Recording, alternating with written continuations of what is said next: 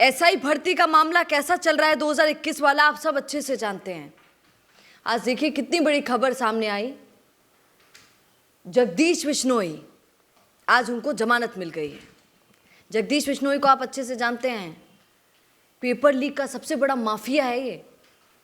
किस तरीके से खुलासे हुए थे जगदीश बिश्नोई के बारे में, और कई लोगों ने बोला था कि आज इतने इस आदमी को पकड़ रहे हैं, पर वो दिन दूर नहीं है जब वो जमानत पर वापस भी आ जाएगा। मैडम, कितने लोगों ने बोला था। क्यों ऐसा होता है हमारे राजस्थान में?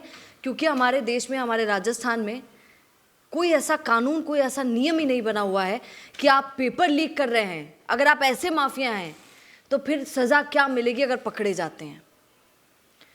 पेपर लीक करने वाले डमी कैंडिडेट, इन सब पर अगर जब तक बड़ी सज़ा का प्रावधान नहीं बनेगा, जब तक कानून कोई नहीं बनेगा, तब तक कुछ होने वाला नहीं है, क्योंकि लोगों में डर नहीं आएगा। और ऐसा ही हुआ। अब आप सोचिए, अब पेपर लीक को रोका जा सकता है क्या जब ऐसी खबरें सामने आ जाती हैं? सबूतों के साथ पकड़ा हुआ व्यक्ति जगदीश बिश्नोई, उसको आज जमानत मिल गई। इसमें लिखा है जगदीश बिश्नोई को जमानत मिली। हाईकोर्ट ने कहा, क्या कहा ये ज़रा सुन लीजिए। सार्वजनिक परीक्षा अनुचित साधन का प्रयोग अधिनियम और आईटी एक्ट के तहत अधिनियम 3 साल की सज़ा का प्रावधान है। मामले में प्रार्थी 22 महीने से जेल में बंद है, जबकि मुख्य आरोपी राजेश खंडेलवाल को पहले ही जमानत मिल गई है। अब इन जैसे माफियाओं को जमानत ये कहकर भी मिल जाती है कि पहले वालों को तो दे दी थी, तो अब इनको भी देनी ही पड़ेगी। तो जो देना होता है वो दे देते हैं, और ये लोग भी जमानत पर बाहर आ जाते हैं। पता नहीं कब तक बाहर आए, क्योंकि मुझे बड़ा याद आता है रामू राम राय का। साफ दिखा था, सबको पता था, बच्चों ने तक बोल दिया था कि हाँ सर जी, पापा ही लियार दिया घर है, पापा ही किया कि अरे बेटा ते तो ते काय पढ़ला, ते तो ये पेपर पकड़ो और पास हो जाओ। बच्चों ने खुद कहा। अब आप सोचिए सबूत क्या चाहिए। जब बच्चों ने कह दिया, उस व्यक्ति को भी, आरपीएससी के सदस्य थे रामू राम राय का, उस व्यक्ति को भी आपने जमानत दे दी, तो बहुत बड़ी बात है। यहाँ यही होता है शायद, जमानत पर लोग पैसा देकर बाहर आ जाते हैं और फिर पता नहीं कितने दिनों तक घूमते रहते हैं, और बातें और खबरें ठंडी हो जाती हैं। ऐसा ही बिल्कुल ये शायद हो सकता है जगदीश बिश्नोई के साथ भी हो। अगर आप गलती से भी ये सोच रहे हैं कि जमानत पर ही ये व्यक्ति जमानत पर बाहर आया, कितने दिन आया आपको नहीं पता है, और जब तक रहेगा, राजस्थान में और भी पेपर होने वाले हैं, तब तक ये क्या काले कांड करेगा कोई नहीं जानता है, और कोई पूछेगा भी नहीं शायद। वहीं आरोपियों और गवाहों की संख्या के साथ ही आरोपियों पर चार्ज तय नहीं होने को देखते हुए प्रार्थी आरोपी को जमानत का लाभ देना उचित होगा, यह हाईकोर्ट का कहना है। जस्टिस चंद्र प्रकाश श्रीमाली ने यह निर्देश जगदीश बिश्नोई की द्वितीय जमानत याचिका को मंजूर करते हुए दिया। दूसरी बार ही दिया था, उसमें तो पास हो गया कि चलिए जाइए।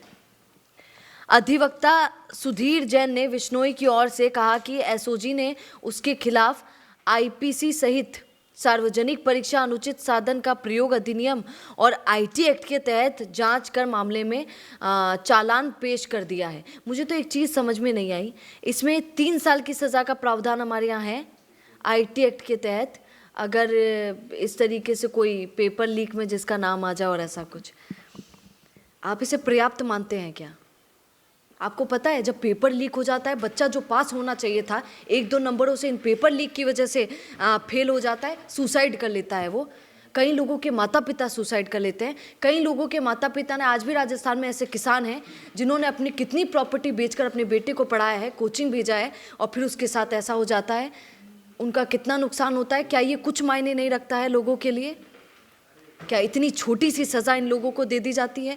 ये जो डमी कैंडिडेट बैठ जाते हैं, इनको पता है अरे कोई बात नहीं यार, अंदर ही तो जा रहे हैं, क्या हो गया, अंदर जा रहे हैं, अब ज़्यादा से ज़्यादा क्या होगा, 3 साल की सज़ा मिल जाएगी, ख़त्म कहानी, 3 साल के बाद वापस आ जाएंगे। क्या इतना सा ये छोटा सा प्रावधान, ये छोटी सी जो सज़ा का प्रावधान है, ये ठीक लगता है आपको? आपको नहीं लगता हमारे देश में, हमारे राजस्थान में ऐसे नियम बनने चाहिए? क्योंकि पेपर लीक में तो आपको पता है राजस्थान भी नंबर 1 में जाना जाता है।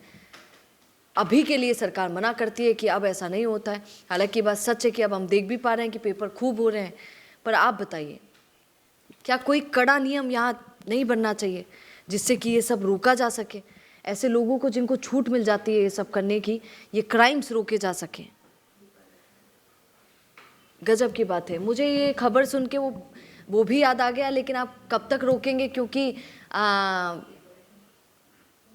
हम ही में तो लोग ऐसे हैं जो पेपर को खरीदते हैं, जो सोचते हैं पिताजी कि अरे कोई बात नहीं बेटा, 15 लाख में दे देता हूँ, आज नौकरी जैसे ही लग जाएगी तो तू 20-20, 30-30 लाख यूं ही छाप देगा। कई पिताजी भी तो ऐसा कहते हैं। मुझे बहुत याद आता है, एक पिता अपनी बेटी का किसी से विवाह कर देता है कानूनी तौर पर, 50,000 का दूल्हा खरीद लेता है और उस दूल्हे को खरीद कर कानूनी तौर पर बेटी शादी कर लेती है और कानूनी तौर पर डिवोर्स भी ले लेती है। सिर्फ दिखावटी शादी होती है, डिवोर्स भी ले लिया और फिर उसके बाद डिवोर्स वाले कोटे में नंबर लग जाता है बेटी का।